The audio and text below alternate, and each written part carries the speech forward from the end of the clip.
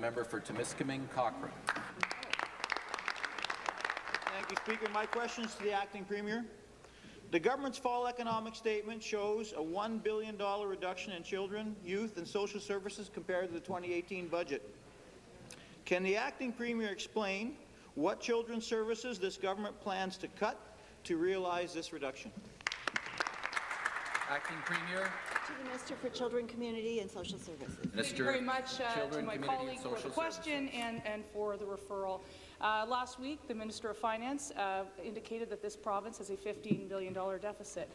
But that said, let's not talk about money, let's talk about real action.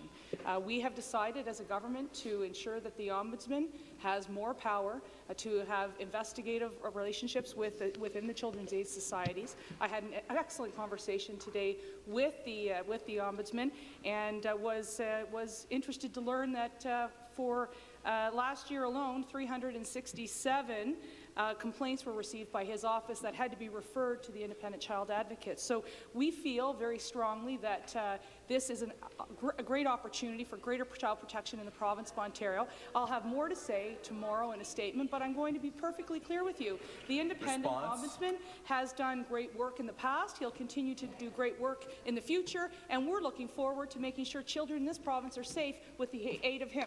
Thank you. Supplementary. $1 billion in cuts, Speaker. Removing $1 billion from children's services will have an impact, even if this government doesn't want to admit it or talk about it. The Independent Child Advocate was a watchdog who ensured the vulnerable children had a voice when they were hurt by government policy. Did the government scrap this position to make it easier to cut the services vulnerable children rely on? Minister.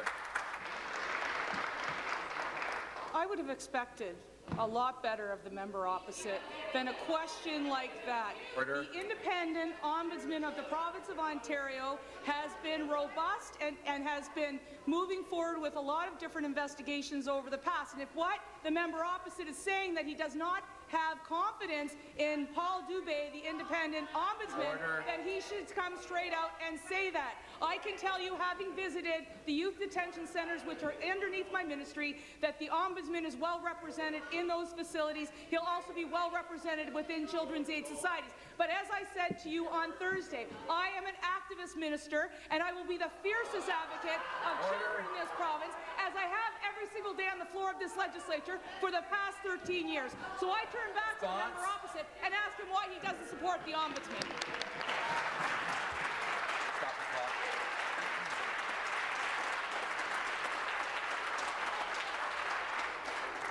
Start the clock. Final supplementary.